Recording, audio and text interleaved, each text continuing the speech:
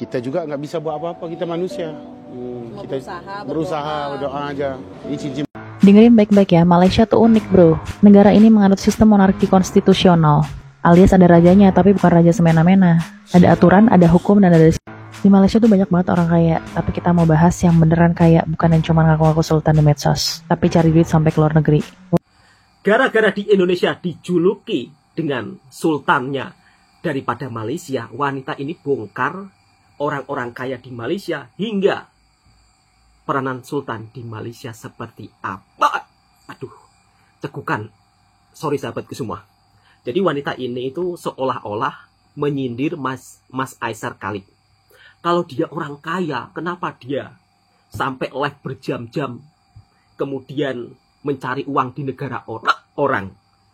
Padahal orang kaya pun juga tetap bekerja.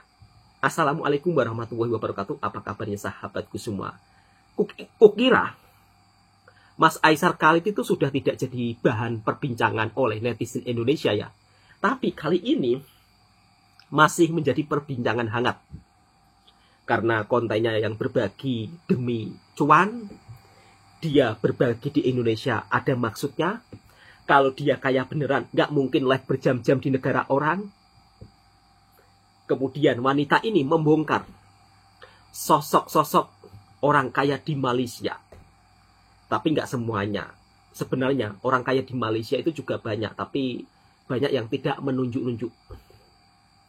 Dan anehnya, kenapa sindiran itu seolah-olah tertuju kepada Mas Aisar? Julukan sultan itu hanya ada di Indonesia saja yang bisa kamu dapatkan, yang dijuluki oleh followermu. Padahal kalau sultan beneran nggak seperti itu sultannya. Aduh.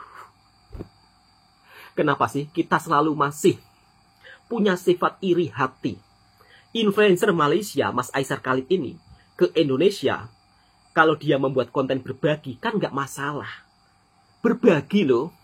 Kenapa kita harus punya sifat nyinyir, punya sifat iri hati? Dan inilah pernyataannya. Benarkah di Indonesia kebanyakan masyarakat yang miskin?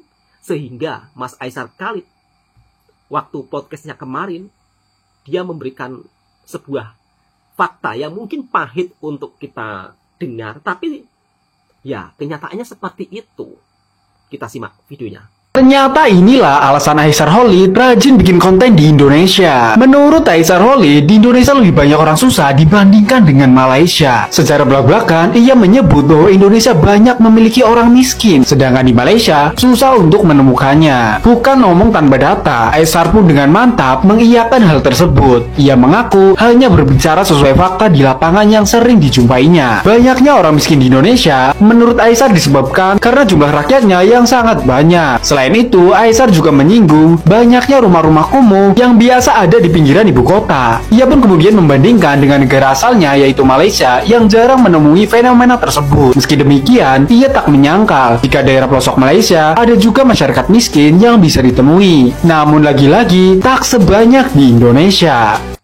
Di Malaysia tuh banyak banget orang kaya, tapi kita mau bahas yang beneran kaya, bukan yang cuma ngaku-ngaku sultan di medsos, tapi cari duit sampai ke luar negeri. Live jualan berjam-jam demi cuan recehan. Katanya sultan, tapi kerjanya live berjam-jam, banting tulang kayak rakyat jelata. Nah, kali ini kita bakal bahas 10 nama yang bener-bener punya kuasa. Duitnya ngalir deras kayak sungai deras waktu banjir. Mereka bukan cari spotlight, tapi kerjanya diem-diem dan hasilnya luar biasa. Ini dia, para sultan beneran yang kalau mereka mau beli pulau tinggal tunjuk gak pakai live dulu. Nomor 1 ada Tan Sri Robert Kwok. Kekayaan bersih 12,1 miliar US dollar, 55,1 miliar ringgit Malaysia, dan kalau dirupiahin jadi 192 triliun rupiah. Sumber kekayaan Kwok Group, industri gula, hotel Shangri-La, minyak sawit, dan logistik. Profil singkat Robert Kwok Hock Nien. Dikenal sebagai Raja Gula Asia, memulai bisnisnya pada tahun 1949 dan membangun kerajaan bisnis yang mencakup berbagai sektor. Nomor 2, Tan Sri Kwek Len Chan. Kekayaan bersih 9,9 miliar US dollar, 44,5 miliar ringgit Malaysia, dan kalau dirupiahkan jadi 155 triliun rupiah. Sumber kekayaan Hong Leong Group, perbankan, properti, dan manufaktur. Profil singkat Kwek Len Chan adalah pendiri dan ketua eksekutif Hong Leong Group yang memiliki kepentingan di berbagai sektor bisnis. Yang ketiga, Tan Sri Kon Poh Keong, kekayaan bersih 5,4 miliar US dollar, 24,5 miliar ringgit Malaysia, kalau dirupiahkan jadi 87 triliun rupiah. Sumber kekayaan, Press Metal, produsen aluminium terbesar di Asia Tenggara. Profil singkat Kon Poh Keong adalah pendiri dan CEO Press Metal Aluminium Holdings yang telah berkembang menjadi perusahaan aluminium terintegrasi terbesar se-Asia Tenggara. Yang keempat, Tan Sri Lithium Wah, kekayaan bersih 3,7 miliar US dollar, 16,8 miliar ringgit Malaysia, dan kalau dirupiahkan jadi 60 triliun rupiah. Sumber kekayaan 99 Speedmart, jaringan minimarket terbesar di Malaysia. Profil singkat Lithium Wah, yang dikenal sebagai Raja Retail, membangun 99 Speedmart dari nol, menjadi jaringan minimarket yang tersebar luas di Malaysia. Yang kelima ada Tan Sri Jeffrey Cheah, kekayaan bersih 3,5 miliar US dollar, 15,9 miliar ringgit Malaysia, kalau dirupiahkan sekitar 57 triliun rupiah. Sumber kekayaan Sunway Group, properti, pendidikan, dan layanan kesehatan. Profil singkat, sebagai pendiri Sunway Group, Jeffrey Cheah berperan penting dalam pengembangan kota Sunway dan institusi pendidikan seperti Universitas Sunway. Lanjut part 2. Dengerin baik-baik ya, Malaysia tuh unik bro. Negara ini menganut sistem monarki konstitusional, alias ada rajanya tapi bukan raja semena-mena.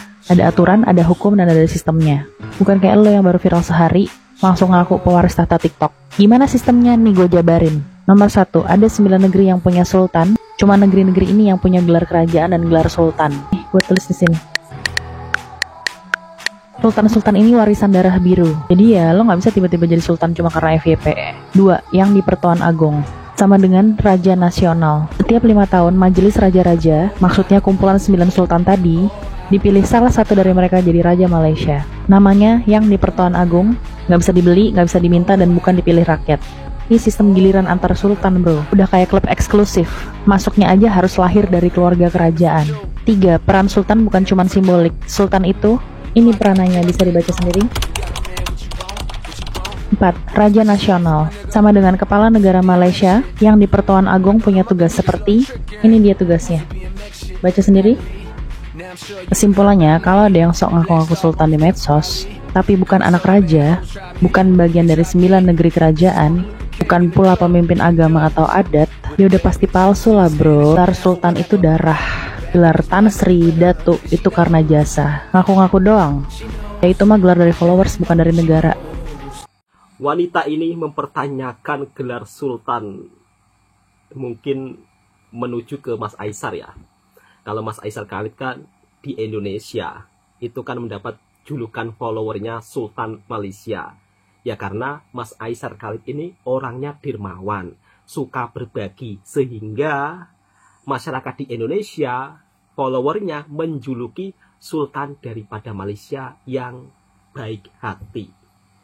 Sebenarnya nggak ada yang salah sih. Memang Mas Aisar ini juga bukan keturunan sultan, tapi followernya sendiri yang memberikan nama tersebut. Bukan Mas Aisar mengaku-ngaku, oh saya ini sultan dari Malaysia. Enggak. Semua orang sudah tahu kalau gelar sultan di Malaysia itu bukan kaleng-kaleng ya, atau bukan asal-asalan. Kalau tidak ada darah biru atau tidak ada keturunan daripada kerajaan, tidak ada yang bisa memperoleh nama gelar sultan. Tapi lagi-lagi Mas Aisar Khalid menjadi bahan cibiran netizen yang ada di Indonesia. Dari mulai mengaku-ngaku kalau orang kaya beneran nggak mungkin live berjam-jam di negara orang. Sekarang saya ingin menjelaskan kepada mbaknya, menurut pandangan saya, mungkin mbaknya yang tidak tahu kerja orang kaya itu seperti apa. Orang kaya mbak, kerjanya itu mereka bukan rebahan.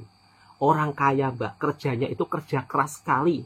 Bahkan tidak mengenal waktu. Kelihatannya duduk-duduk saja, tapi pikirannya ini jalan terus. Saya sendiri mempunyai seorang bos yang dimana kalau bangun itu bangun pukul 4 pagi sudah bangun. Pulangnya nanti biasanya pukul 12. Rehat dapat berapa jam? Ya mungkin kalau kita sebagai orang awam melihatnya, wah dia gajinya besar. Iya gajinya besar, tapi kerja keras juga. Kalau kita ini ya kan sebagai seorang kerja harian, bangun paling awal lah jam 7 ya kan. Bangun jam 7, nanti kita pulang jam 5. Kita udah santai-santai. Jadi kalau kita membahas Mas Aisar Khalid yang sudah berbuat baik di Indonesia, membantu masyarakat yang memerlukan, itu sangat bagus. Lalu kenapa Anda pertanyakan? Dari mulai gelaran Sultan yang dijuluki oleh para followernya Anda pertanyakan, langsung membandingkan dengan Sultan yang asli di Malaysia, ya jelas beda. Memang Mas Aisar Khalid ini bukan anak raja ya, dan juga bukan keturunan Sultan. Julukan Sultan itu juga didapatkan oleh dari follower orang Indonesia. Banyak loh influencer TikToker daripada Malaysia yang berbuat baik di Indonesia mendapat julukan seperti itu. Contohnya Papa Salam. Kalau di Indonesia julukannya apa? Sultan Pemurah. Ya karena Papa Salam kalau ke Indonesia beliau itu berbagi luar biasa. Berbagi kepada anak yatim, orang-orang yang memerlukan, janda-janda yang kekurangan. Selalu saya lihat videonya berbagi begitu sangat baik. Lantas apakah kita perlu mempertanyakan hal seperti itu yang jelas-jelas itu julukan kepada followernya? Orang Indonesia sendiri juga ada loh, artis Indonesia. Contohnya Raffi Ahmad. Ini Mas Raffi Ahmad, apakah dia sultan? Enggak sultan kan? Tapi kalau dia ngonten, inilah sultan gitu kan. Padahal dia enggak sultan. Kenapa Anda enggak mempertanyakan ya kan gelaran Mas Raffi Ahmad? Kenapa Anda mempertanyakan Mas Aisar Khalid yang daripada Malaysia? Jadi pada intinya jangan iri hati melihat kesuksesan seseorang. Kalau kita belum bisa seperti mereka, minimal kita mengikuti cara mereka, mencontohi mereka. Bagaimana dia bisa sukses. Belajar dari mereka yang lebih sukses. Dan di Malaysia banyak loh konten-konten yang berbagi. Dan warga Malaysia justru mendukung konten-konten yang berbagi, yang menebarkan hal-hal positif. Mereka mendukung. Kenapa? Kalau di Indonesia ada sahabat kita daripada Malaysia sudah berbagi kebaikan, selalu dicari-cari permasalahannya. Kita hendaknya harus respect. Banyak loh orang luar negara yang bisnis di Indonesia, yang cari nafkah di Indonesia, yang dari awalnya followernya kosong, kemudian puji-puji, wah aku suka Indonesia, aku cinta Indonesia. Bule-bule orang Indonesia banyak loh yang tiba-tiba langsung mendapat follower jutaan, terus buat bisnis di Indonesia. Tapi kenapa Anda tidak mempertanyakan itu? Sedangkan Mas Aisar, meskipun beliau berbuka bisnis di Indonesia, tapi tidak lupa berbagi kepada masyarakat di Indonesia, yang dimana kalau beliau berbagi itu sampai miliaran. Ini sungguh sesuatu yang sangat luar biasa.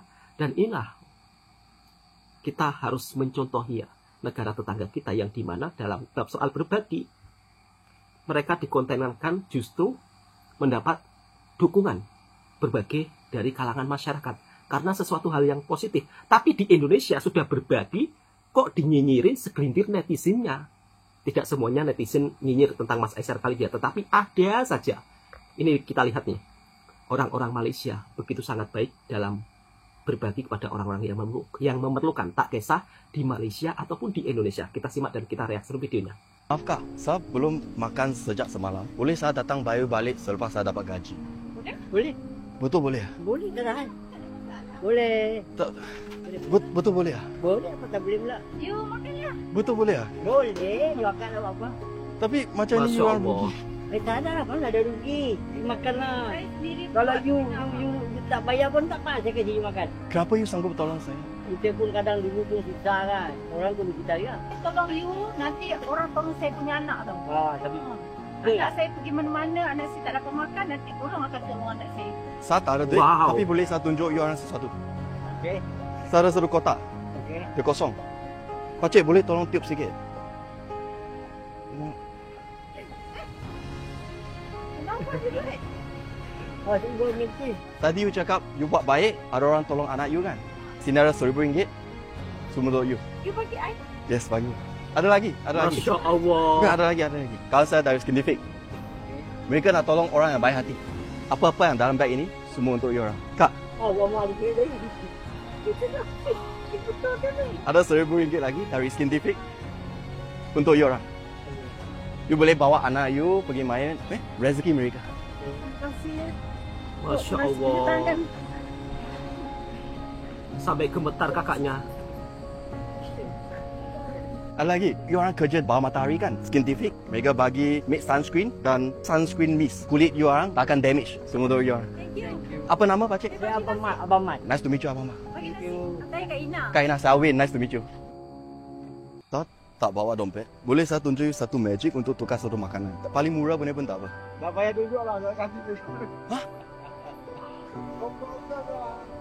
Pakcik, saya belum dapat kerja. Okey, So saya tak dapat makan lagi. Saya faham. Okey. Saya anak pun, saya pun dulu pernah ini macam. Okey. Kenapa? Hah? You tak kenal saya, kenapa you sanggup tolong saya? Saya ini kadang-kadang kita tolong orang, nanti orang lain tolong saya ini macam. Saya ingat itu macam saja. Apa nama? Masya Allah. Pakcik Eddie, Win, nice to meet you. Okey. Saya nak tunjuk you satu magic. Lagi pun tunjuk juga. No, kain ini kosong kan? Kosong, okey. Pernah tengok Magic Live? Ada lah. Cuba lihat. Ha. Dalam sini. Ha. Kan dia keluar dia. Kakak belum kerja apa, uang banyak.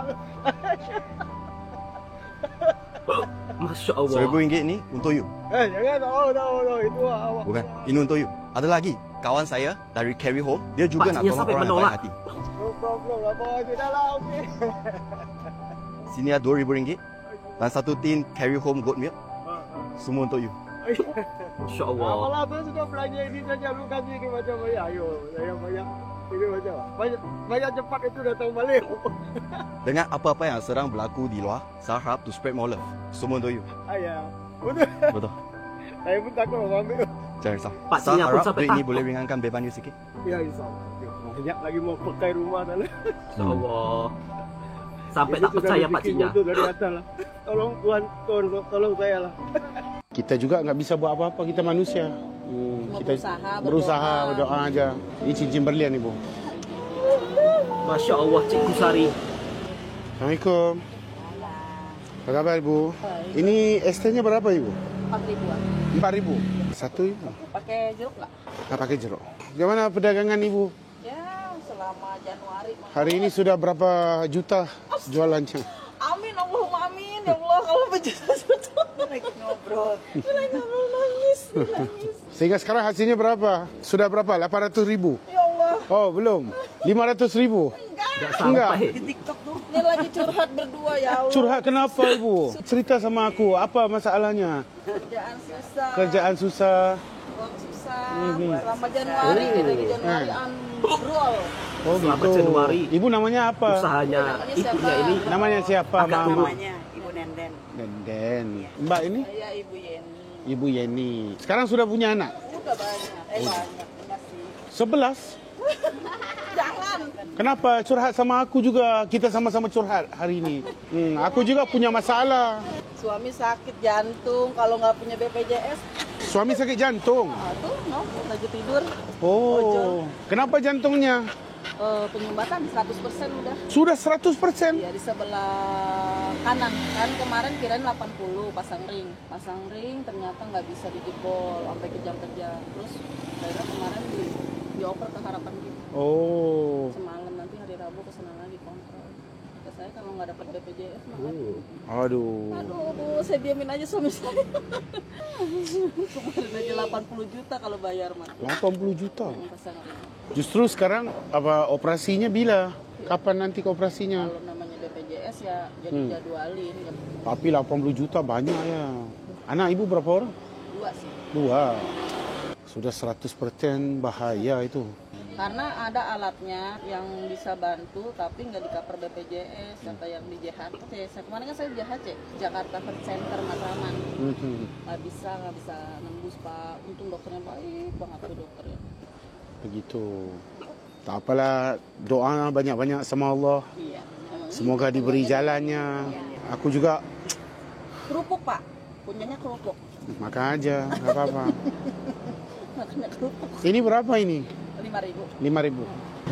Ini 5.000. Oke. Gimana hasilnya sehingga sekarang dagang? Ini hasil Sudah berapa ribu? 300.000. Oh, itu aja. Langsung malam ni dimakan apa? Makan malam? Makan apa? Ada sama ikan asin nggak ini. Masya Allah. Makanlah yang enak Langsung dikit. tanya makan Bebek apa? lah. Bebek kan terbang. Gak apa-apa lah, doa banyak-banyak ya. Aku nggak tahu kamu, ibu langsung ada apa masalah yang berat gini hitungannya. Apa ujian? Ujian. Ngapusin dosa. InsyaAllah Allah akan Amin. Ya ada Allah. jalannya. Karena benda ni kadang-kadang kita juga nggak bisa buat apa-apa, kita manusia. Cuma Kita berusaha, berdoa aja. Dia berusaha setiap hari dagang. Ini rezeki dari Allah ya ibu. Ini cincin berlian ibu. Nah, aku hadiahkan buat ibu. Masya Yang Allah, aja. sampai ibunya menangis terharu.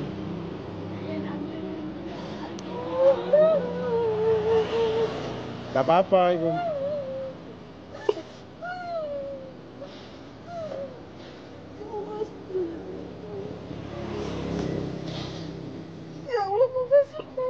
Tak apa-apa. Jangan terima kasih sama aku. Terima kasih kepada Allah. Allah yang jentik hatiku untuk berhenti di sini. Aku lagi tadi di Indomaret itu. Sudah ada minumnya. Aku nggak perlu minuman ini. Tapi entah kenapa aku ingin ziarah ibu. Ini lumayan banget. Dijaga elok-elok sepenuh hati ya. Semoga ini dapat bantu ibu. Ya. Banyak Bapak. Ya. Allah balas semuanya. Saya nggak bisa balas. Nggak apa-apa. Ini nanti dibuat makanan enak-enak dikit ya malam ni. Nggak apa-apa. Ini dimakan enak-enak nanti malam ya. Nggak apa-apa ibu ya. Doa banyak-banyak. Semoga ada rezekinya. Semoga ada jalannya. Semoga bapak sihat. Semoga bersama ibu langsung terus ke akhir hayat ya. Aku nggak pengen apa-apa, cuma doa aja. Jaga diri ya. Makasih banyak. Nggak apa-apa. Semoga Allah balas semuanya. Amin ya Rob. Amin. Makasih banyak ya. Sehingga kita ketemu lagi ya. Aku mohon pamit dulu. Baik, makasih. Assalamualaikum. Baik, Bu. Terima kasih es tehnya. Okay guys, jujur ya, hati aku nggak enak kerana aku rasa aku perlu lakukan lebih untuk membantu ibu. Langsung sekarang aku langsung ke Jalan Guntur. Bisa mungkin ramai-ramai kita bersatu, kita kuat. Kita bisa bantu ibu tu, ya. Ibu. Iya, Bapak. Ayo, mari. Gini ibu, aku hati nggak senang mikir. Nggak apa-apa, tapi ada akunya. Ada. Bisa aku lihat akunya. Okey, assalamualaikum guys. Okey, aku butuh bantuan dari kamu. Ibu tadi suaminya nggak sihat, kan? Lagi sakit jantung ya, jantung. Okey. Jika di antara kalian, jika kamu lihat akun ini, mohon kalian DM aja ibu dan minta butirannya, ya. Mungkin jika kamu ingin donasi atau menyumbang atau infak apa-apa aja ya yang bisa membantu ibu ini, lakukan terus guys ya, karena suaminya butuh biayaan untuk jantung ya, jantung ya ibu ya. Saya mohon ampun dan maaf kerana hanya bisa bantu, ada limitnya. Jadi aku guna apa saja yang termampu untuk bantu ibu. Semoga Allah memudahkan urusan ibu ya. Okey, Bapak semoga sihat selalu ya Bapak. Allahu Akbar. Ya, semoga sihat selalu Bapak. Ya, jaga diri ya. Insya-Allah. Ya, semoga Allah pelihara Bapak. Nanti bisa ke jannah sama ibu. InsyaAllah kita jumpa lagi ya Pak. Semoga dipermudahkan urusan. Baik. Balas ya. Allahumma amin. Terima kasih. Terima kasih. Assalamualaikum. Guys, bantu aku ya guys. Kita tunjuk kesatuan. Jika ada orang Malaysia atau orang Indonesia yang di dalam akun aku itu, kita bergabung. Kita bantu ibu ini sehingga suaminya semoga diberi keafiatan dari Allah SWT dari segala penyakitnya. Semoga ibu berbahagia sama bapak sehingga ke akhir hayat. Cikgu Syahri, Jalan Guntur, Jakarta. Assalamualaikum. Tentang konten berbagi di Malaysia sendiri, banyak sahabat-sahabat kita daripada Malaysia itu selalu membuat konten berbagi. Tujuannya sih sangat positif ya. Kenapa sih kalau di Indonesia masih ada segelintir orang yang nyinyir? Padahal kalau kita berbagi dengan terang-terangan itu juga nggak ada masalah. Berbagi dipamerkan juga nggak ada masalah, ya kan? Apa salahnya kita berbagi kebaikan? Mempamerkan kebaikan justru suatu kebanggaan. Harusnya kebaikan tersebut itu harusnya membuat diri kita iri ya. Karena hal baik iri nggak masalah. Tapi kenapa masyarakat Indonesia masih ada yang mempertikaikannya? Kalau Anda tidak bisa seperti Mas Aisar Khalid, ya minimal Anda bisa menjadikan Mas Aisar Khalid sebagai motivasi Anda. Siapa tahu nanti suatu saat juga bisa seperti Mas Aisar Khalid. Dan bukan hanya Mas Aisar Khalid saja, cikgu daripada Malaysia ketika datang ke Indonesia, mereka juga suka berbagi-bagi. Dan berbaginya itu bukan kaleng-kaleng. Bahkan ketika jumpa orang-orang yang berada di tepi jalan, ditanyakan, sudah makan enak belum? Nggak pernah, Pak, ini aku bagi rezeki untuk makan enak sama keluarga, untuk sama anak-anaknya. Hal seperti ini belum pernah saya lihat loh, ya kan? Konten-konten kreator, ya kan, yang berbagi seperti itu, menanyakan bagaimana sudah pernah makan enak. Hanya cikgu daripada Malaysia ini yang begitu sangat respect, salut luar biasa, dan patut kita jadikan inspirasi. Dan tentang kebaikan, tentang berbagi, kalau dikontenkan nggak perlu kita perdebatkan, karena itu sesuatu yang positif. Assalamualaikum warahmatullahi wabarakatuh.